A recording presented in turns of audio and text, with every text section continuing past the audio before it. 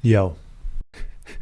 If you weren't aware, this is the week of awkward intros. But anyways, we have an important $10,000 EIDL grant update. The SBA has clarified to me directly some questions that I have been waiting on the answer to for about a month now, as far as the eligibility for who can receive this based on the map that they send to certify that low income area eligibility. So this is a very important update for those who want to try and up their EIDL grant from $1,000 or $2,000, any amount up to $10,000. So jumping into the emails here, I have a contact at the SBA. He's one of the heads of disaster assistance at the SBA. I unfortunately can't say his name or give out his email address because he requested that I don't, so I have to respect that. But if you need any kind of proof that I have been in contact with the SBA in the past, I have videos and streams literally with heads of the SBA. So I have some contacts there. But anyways, let's get into my email here that I sent. And this is because I received an email citing an issue with the EIDL grant program. Basically, let me just highlight this issue here real quick with the map. When we were trying to figure out the eligibility for the EIDL grant program, and the ability to certify the low income area, we found this map that contains some census data. And we used this to get a good idea as to which areas would be considered low income areas and which wouldn't. Let's just scroll in somewhere here in the Dallas-Fort Worth area. Using this map, you have to do user select tract if you're scrolling in, and you can just click a census tract, and it gives you the census demographic data right here. And we are using this to get a general idea as to which areas can apply using the low income criteria. Now, we knew this wasn't gonna be perfect, but it's just basically census data. So it's like, how far off could it be? Well, the SBA, once the program was completely in effect, came out with their own map, which is this one. I'll have this link below. Their own map, which allows you to do the same thing, scroll in, and it'll tell you if your area is low income or not. Well, certain people have said, I show low income area on this map, the one that we're all looking at, but not the new SBA map, but it's all the same census data. What's going on here? This is the difference between me receiving an additional $9,000. So I received some emails on this. I reached out to the SBA. It took a while to receive a response. I sent a follow-up email and they responded. And here's the email that I sent to them just starting off here. So I said, thanks for reaching back out, because they actually said, if you have any other questions, feel free to reach back out. I said, I do have a few questions for my viewers who have concerns about the low income area calculations. There appear to be many people whose census tract qualifies through the FFIEC census data site, that first one that we looked at, but they don't qualify through the SBA's map, that second one that we looked at. Here are a few questions on this. Is there any way to appeal that decision or map? Like if you qualify in one map or not the other, is there any way to appeal this? Number two, what should someone do if they qualify on one map but not the other? Is there anything someone can do? Reach out to the SBA. What can they do in order to receive this? Number three, a problem that I personally ran into with a business of mine, my census tract was deemed non-low income area because of insufficient data, despite all the neighboring tracts being low income areas. Is there anything that can be done on this? So on the SBA site, I don't have it pulled up directly here, but basically when I scrolled in on my area, my area said insufficient data and just counted it against. So I was like, okay, well, that's not a yes or a no. What should I do in that instance? So I asked that as well, just for myself and anyone else who might be in a similar situation, because if mine just happened to be, odds are there's someone else. And number four, if someone isn't in a low income area, will they still be I said invented. You know what, when I was reading through this again, I saw that I wrote invented, and it's just like, I kind of wanted to shoot myself that I wrote the wrong word, but we'll move on. Can't be perfect.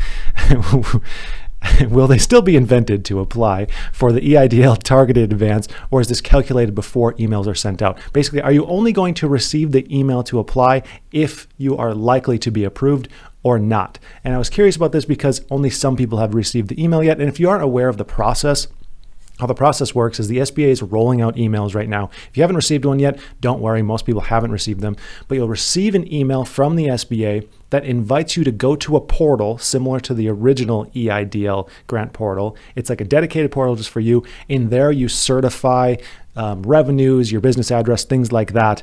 And then that's kind of the application to get the bump up in the grant. And after you do that, they have 21 days to then send you the grant. Now, I haven't heard of anyone actually receiving the grant yet, but we're right on the edge there of that 21-day mark. So people should be starting to receive this grant. If you have already received it, let me know. Send me an email what your experience has been so far so I can, help spread this to other people. So on to the response that I received to this email, just to highlight what's going on here. Okay, so they responded to all my questions. The first one, is there any way to appeal this decision slash map? And they said there's no appeal process to dispute the results for the SBA's low-income community map, which is the official determination that the SBA is using for the targeted EIDL advance. We encourage businesses to check the policy map results carefully because we have heard some users report that they didn't realize the map showed they were actually eligible until they zoomed in and hovered over the address. So popping over to this again real quick. Let's just zoom in on an area here. So they said, don't look at it from a far view. Make sure you zoom all the way in because it might change, based on where you're zooming into. We can see here, just to give an overview, the purple is yes, the yellow is no. So, you can kind of see the areas that are highlighted. And then if you click on an area, it gives you more information. Low income community, no. Gives you the poverty rate. Remember, that needs to be over 20%. And it also talks about the empowerment zone, if it's contiguous to more than one other low-income community. If you remember back a few weeks ago when I had discovered this in the tax code, and here it is panning out, no one else talked about the empowerment zones, the contiguous low-income communities. No one else talked about that, so I'm kind of proud that I discovered that, and then boom, there it is. But anyways, moving on to their next question.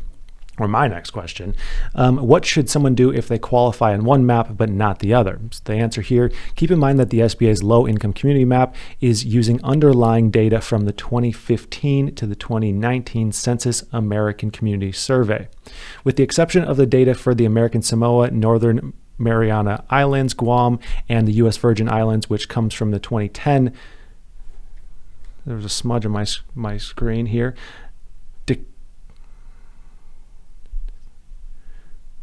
decennial census, other mapping tools may be using survey data from different years and may yield different results.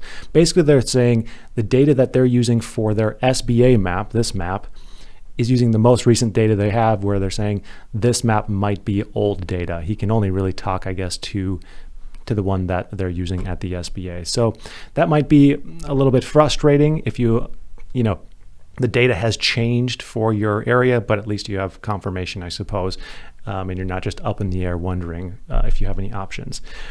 Next question was the problem I ran into my business where it showed insufficient data, and I want to know if there was anything I could do here. And he said that they have since changed this, and there should now be a yes or no designation for the low-income community decision, and none with the designation of insufficient data. Some tracks show a value of insufficient data for particular variables when the data was not available from the census. Some tracks may show a value of NA for particular variables. In these cases, the variable was not applicable to the selected tract in order to determine an eligibility for the low-income community requirement. So they're saying if you go in, let me just find one here because they're not super hard to find. So like around the airport here, we can see no on the low income area, but then the poverty rate, it says insufficient data here. So they're saying if it says insufficient, they've just decided that if it is insufficient, other metrics, other criteria are giving it the yes or no decision, even if there's insufficient data on certain criteria. So again, not the most satisfying answer, but I guess it's better than no answer at all. And then the last question we have, if someone isn't in a low income area, will they still be invented? Jeez. to apply for the EIDL targeted advance, or is this calculated before emails are sent out? So my question is everyone going to receive this email, or just the people who are likely to to be approved. And they said, yes, the SBA will send invites to businesses that are both inside and outside of low-income communities. If the business applied for the COVID-19 EIDL grant program by December 27, 2020, all businesses invited to apply for the targeted EIDL advance will have the opportunity to update the business information if there are any changes, such as the change in the primary address to a low-income community. So if you have moved from a non-low-income community on your original EIDL grant application to a low-income community, you'll be able to change that and certify it. However, they say any change in information from the original EIDL application will prompt a manual loan officer review, and the business would be required to provide documentation of that change. So if you did move from high income area or moderate income area to low income area, there still is the ability to potentially receive that advance. So that's some definitely good news. And then finally, finished off just with a tip. If a business already received an email invite to apply for the targeted EIDL advance, there is a high probability that they meet the low income community requirement according to the SBA's data. So basically, the first people to receive these emails were the ones more likely to hit that criteria, which makes sense. So it says, so they're strongly encouraged to apply. If you've already received an email, chances are you will be eligible. And then he also says you should search your email inbox in your spam or junk folder for an invite from targeted advance at sba.gov, because I suppose some of them are going into the junk and spam folders. Now, if you have additional questions that aren't answered anywhere else, I will be happy to reach out to the SBA and get some more insights here, but I just wanted to share the knowledge that we have just for some clarifications on this EIDL grant program. So thank you for tuning in, and I hope you have a profitable day.